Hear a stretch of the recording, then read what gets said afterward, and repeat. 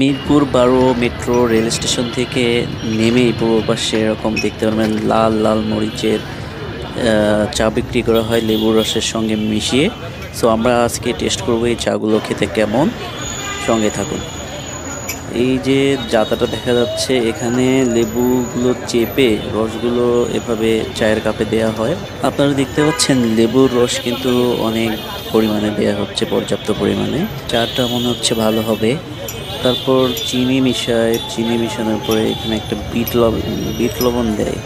হ্যাঁ, বিট লবণ দিয়ে, এই যে বিট লবণটা দেখতে পাচ্ছেন, এখন বিট লবণ মেশানো হচ্ছে চায়ের স্বাদটা বা ফ্লেভারটা একটু ডিফারেন্ট করার জন্য। এরপর চায়ের পানি একটু হালকা দেওয়া হয়। তারপরে যে মরিচটা দেখলেন আপনারা, যে লাল লাল যে মরিচগুলো, সেগুলো এখানে মিশানো হয়। মিশিয়ে তারপরে এভাবে চাটা পরিবেশন করা হয়। এই চায়ের প্রতি কাপের দাম ১৫ টাকা করে বিক্রি করছেন এই দোকানি।